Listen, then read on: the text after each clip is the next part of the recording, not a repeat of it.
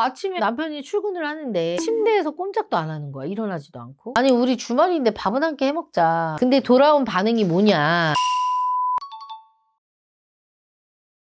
피디님, 요즘에 재혼 상담이 뭐 때문인지 부쩍 늘었는데 되게 많아졌거든요. 맞아요. 제 주변에 보면 이혼한 사람 3명 중에 1명이 재혼이니까요. 근데 얼마 전에 오신 이 남성분은 상담하면서 오히려 이혼해서 다행이다 이런 생각까지 들더라고요. 결혼한 지 딱 6개월 만에 이혼을 하신 건데 보통은 한 사람이 바람이 났거나 빚이 있거나 큰 사건이 있을 거라고 생각을 하잖아요. 근데 이분 같은 경우는 밥 한 끼 먹자 이 한마디를 꺼냈다가 결국 이혼을 결심했어요. 밥 한 끼 먹자는 말이 왜 이혼 사유까지? 저도 처음엔 좀 솔직히 이해가 안 갔거든요. 아니 밥 한 끼 먹자는 말이 무슨 이혼할 것까지 되나 이런 생각했는데 상담을 하고 나서 완전히 제가 생각이 바뀌었어요. 이 남자가 이혼 결심을 하게 된 계기가 아내가 한 무심한 말 한마디, 배달시켜 먹어 이거. 그래서 오늘은 배달시켜 먹어 이 한마디에 6개월 만에 이혼당한 여자, 일명 방구석 무동력녀의 실체에 대해서 한번 낱낱이 얘기해 볼게요. 첫 번째입니다. 결혼하자마자 꺼져버린 스위치입니다. 이게 무슨 말일 것 같아요? 약간 방전됐대. 그런 말일 수 있겠죠. 이 남자도요, 연애할 때는 전혀 몰랐대요. 연애할 땐 멀쩡했다는 거예요? 너무 직장도 잘 다니고 데이트도 잘하고요. 같이 있으면 활발하고 에너지도 넘치고 너무 멋졌겠지. 그러니까 결혼했겠지. 그냥 평범한 직장인 여성인 줄 알았던 거죠. 그럼 결혼하고 뭐가 달라진 거예요? 결혼하고 한 달 지날 때부터 조금씩 달라지더래. 아침에 남편이 출근을 하는데 침대에서 꼼짝도 안 하는 거야. 일어나지도 않고. 아내가 피곤해서 그럴 수도 있잖아. 처음에는 피곤하나 보다 했대. 근데 그 다음날도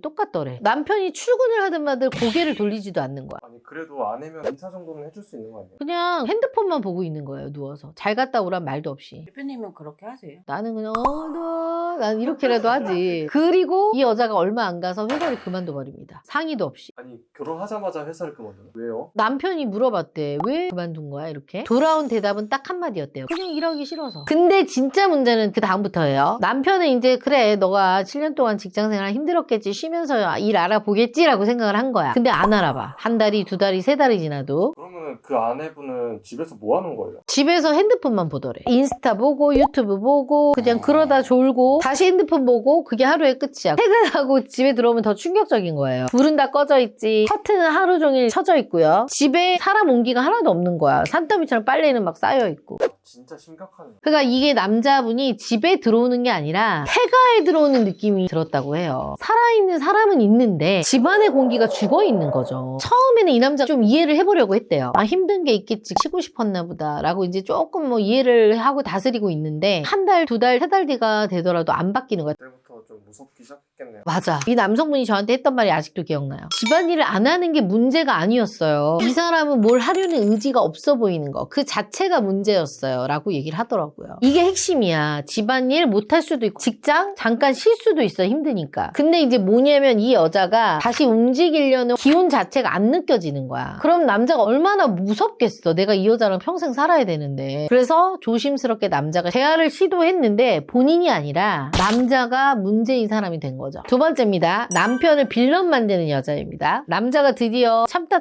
한마디 꺼내요. 아니 우리 주말인데 밥은 한 끼 해먹자. 아니, 그게 무리한 요구예요? 아니지. 주말에 뭐 한 끼 정도 해먹을 수 있잖아. 요새는 밀키트도 잘 되어 있잖아요. 당연한 얘기잖아. 주말에 밥 한 끼 해먹자는 얘기가 같이. 근데 돌아온 반응이 뭐냐. 그걸 왜 나한테 강요해? 밥 한 끼 먹자는 말이 강요가 된 거죠. 그러니까 남자도 당황해서 이렇게 얘기한 거야. 아니 강요라니 나도 많이 솔직히 참고 있었어. 이제 이렇게 남자가 얘기했나 봐. 그리고 밥은 아니더라도 내가 출근할 때 잘 갔다라고 인사 정도는 해줄 수 있는 거 아니야? 남자도 이제 터진 거네요. 터진 거지. 그랬더니 이제 여자가 뭐라고 얘기하냐. 이러려고 나랑 결혼한 거야? 밥 얻어 먹으려고? 꼰대 같아. 가부장적이야. 이렇게 여자가 쏘아붙인 거야. 근데 여기서 끝이 아니에요. 아니 집안일도 나 혼자 하고 같이 좀 해. 이렇게 좀 이제 얘기를 했나 봐 남자가. 근데 이렇게 남자한테 얘기를 하더래요. 아니 피곤하면 누워있을 수도 있는 거지. 내가 집안일 하려고 결혼했어? 왜 이렇게 예민해? 아니, 모든 요구가 다 남자 잘못이 되는 거네요. 맞아. 밥같이 먹자. 이거는 이 여자한테 강요. 인사해달라. 이거는 가부장. 집안일 좀 같이 하자. 이거는 남자가 예민한 게 된 거죠. 남자가 뭔가를 요구하는 것 자체가 문제가 된 거예요. 그럼 남자는 어떻게 해요? 아무것도 하지 말고 가만히 자빠져 있으라는 거지.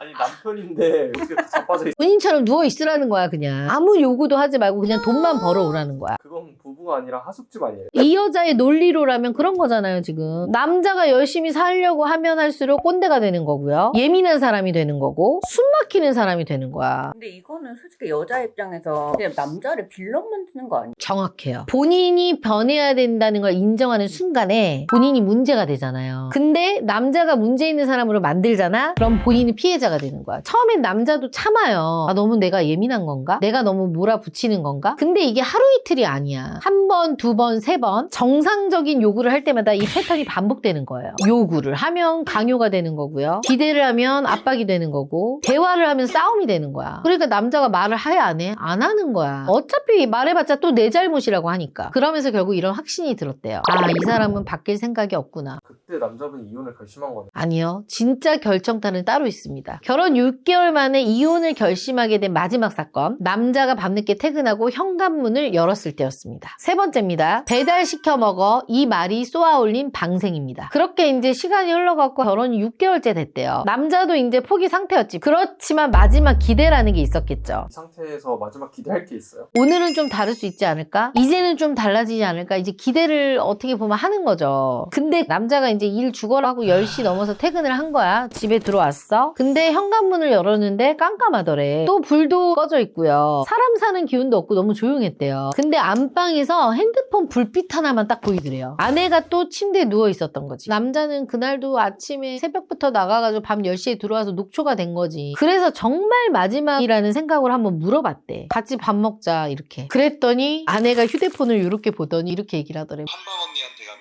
결혼할 수 있나요? 물론이죠. 1대1로 꼼꼼하게 관리해주고 철저하게 객관화를 할 수 있는 피드백을 주고 매니저가 딱 달라붙어서 어떻게 해야 할지 컨설팅해주는 전문가를 찾아오세요. 한방 언니가 함께 고민하고 도와드리겠습니다. 배달 시켜 먹어. 이렇게 얘기를 했대.